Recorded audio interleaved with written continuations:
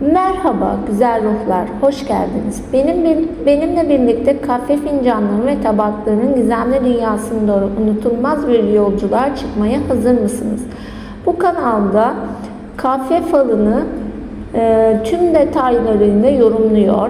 Aşk, iş, para, kısmet ve hayatınızla dair enerjileri birlikte keşfediyoruz. Unutmayın, fal yalnızca eğlence ve sezgisel bir yorumdur. En doğru yolu her zaman kendi kalbiniz ve kararlarınız belirler. Eğer siz de bu mistik yolculuğun bir parçası olmak istiyorsanız kanalıma abone olmayı, videoyu beğenmeyi ve bildirim zilini açmayı unutmayın. Şimdi kahvenizi alın, derin bir nefes verin. Bakalım fincanınız bugün bize neler anlatacak. Keyifli seyirler.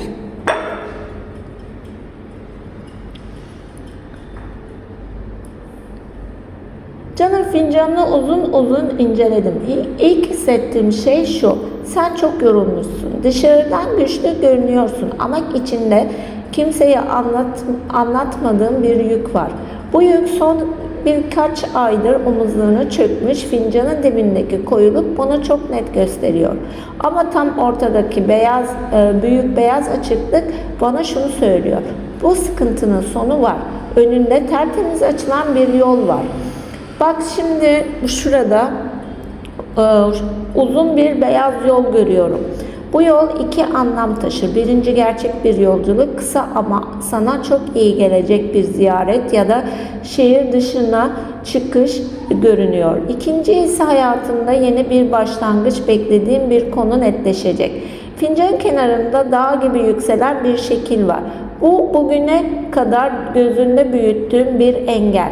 Sen acaba olacak mı diye çok düşünmüşsün ama dağın hemen yanında açık bir kapı var. Demek ki engel sandığı şey beklediğinden kolay açılacak. Şimdi seni en çok heyecanlandıracak yere geldi.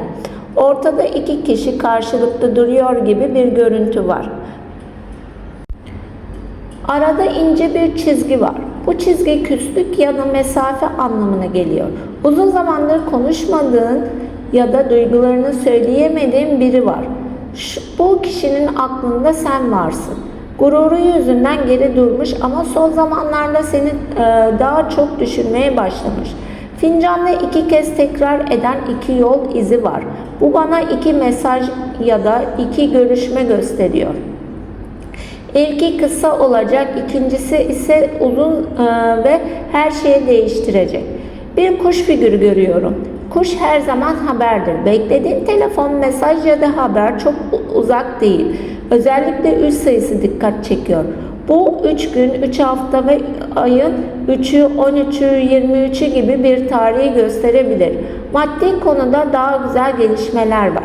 Parça parça gelen küçük paralar yerine toplu bir ödeme ya da beklenmedik bir kazanç görünüyor. Fincanın dibindeki beyaz açıklık para kapısının açılacağını söylüyor. Ama sana bir uyarım var. Fincanın sağ tarafında gözü andıran küçük bir şekil oluşmuş. Bu nazardır. Son zamanlarda seni kıskanan biri var. Her şeyini herkese paylaşmamaya çalış. Özellikle planlarını gerçekleşmeden anlat. Bir kadın figürü görüyorum. Bu kadın açık tenli olabilir ya da enerjisi yumuşak biri. Sana destek olacak, söyleyeceği bir söz kafandaki karışıklığı bitirecek. Bir erkek figürü de var. Uzun boylu, koyu saçlı ya da ağır karakterli biri. Başta sessiz görünse de sana karşı duyguları düşündüğünden daha güçlü. Aşk konusunda fincan oldukça hareketli. Kalp şekli tam kapanmamış. Bu da yeni bir başlangıç ya da yarım kalan bir ilişkinin yeniden gündeme gelmesi demek. Eğer hayatında kimse yoksa seni uzaktan izleyen biri var. Tanışma önce tesadüf gibi başlayacak. Ev içinde güzel enerji görüyorum. Haneye bereket giriyor. Küçük bir eşya değişikliği ya da evle ilgili sevindirici bir gelişme olabilir. Dibin tamamen kapanmamış olması çok önemli. Çünkü fal kaderinin kilitli olmadığını söylüyor. Önünde seçim yapacağın iki yol var. Kalbinle hareket ettiğin doğru yolu bulacaksın. Son olarak fincanın ağzındaki beyaz açıklık bana bir dileği gösteriyor. Senin çok istediğin bir dilek var. Bunu her gece düşünüyorsun. Fal bu dileğin gecikmeli de olsa gerçekleşeceğini söylüyor.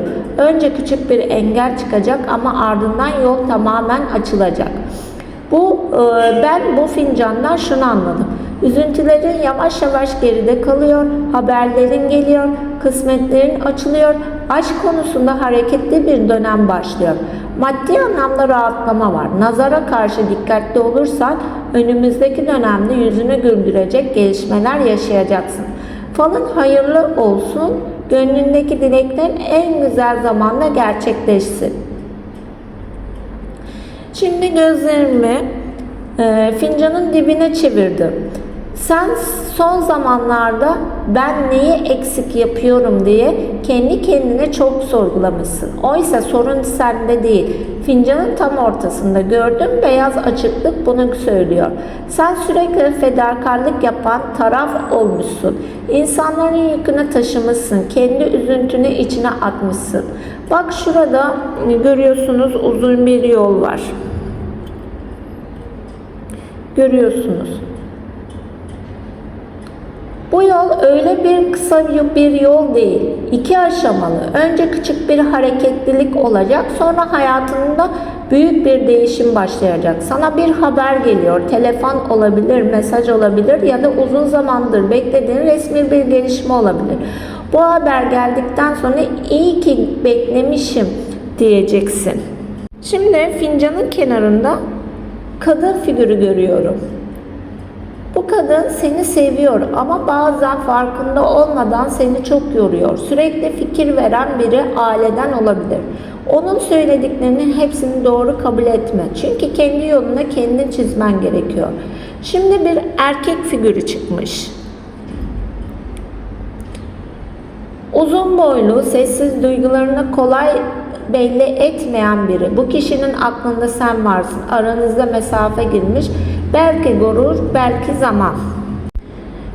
Belki de yanlış anlaşılma. Ama bu kişi yeniden sana yaklaşacak. Fincanın ağzındaki kuş şekli bunu doğruluyor. Yakında senden haber almak isteyecek. Şimdi para kısmına baktığımızda Allah bereket versin. Şu anda sıkışıklığı yaşamış olsan bile önünde açılan bir kapı var. Beklediğin bir ödeme geliyor. Bir borç kapanıyor. Bir rahat nefes alıyorsun. Yalnız nazar çok çıkmış. Gerçekten çok çıkmış. Özellikle başarılarını herkese anlatma. Sessiz ilerle. Çünkü seni takip eden 2 kişi görüyorum. Biri kıskanıyor.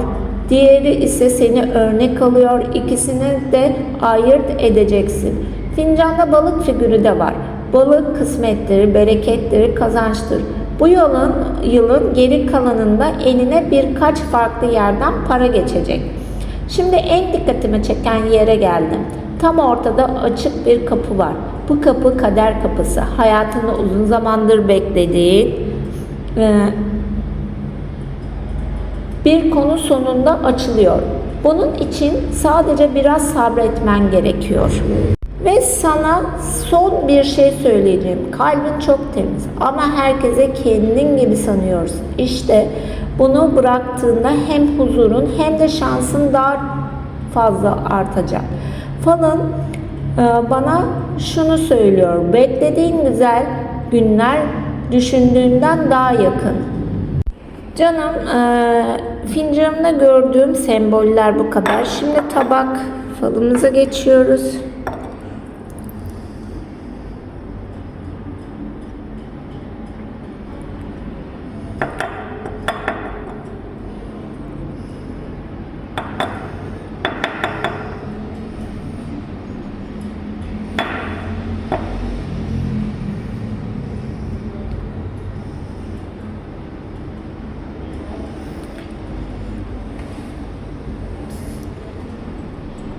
İlk dikkatimi çeken şey kahvenin tabağa güçlü bir şekilde akmış olması.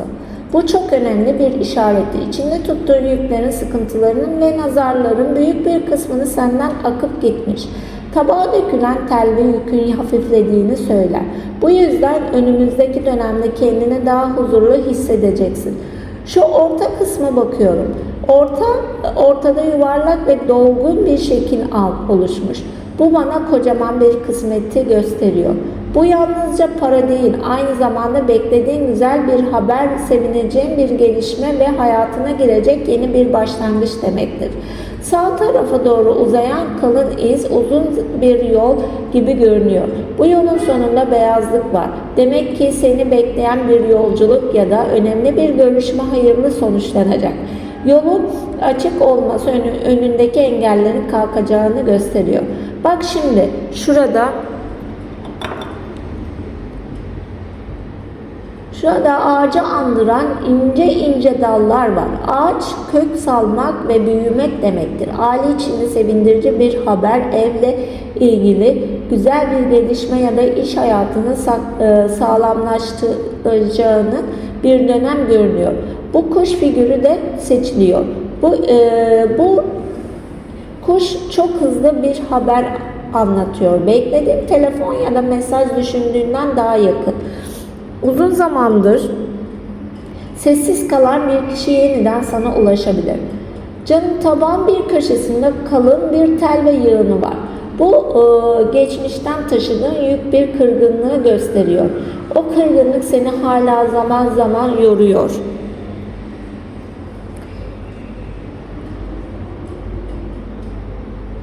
Ama hemen yanında açılan beyaz alan bu konunun kapanacağını söylüyor. İçin rahatlasın. Ancak aç tarafına bakıldığında iki enerji görüyorum. Birisi geçmişten gelen yarım kalmış bir bağ, diğeri ise yeni bir başlangıç. Kalbin hangisini çekerse kaderin o yöne akacak gibi duruyor. Her hayatında biri varsa aranızdaki yanlış anlaşılmalar konuşularak çözülebilir. Eğer yalnızsan tanışacağın kişinin ağırbaşlı ve güven veren biri olduğu hisse geliyor.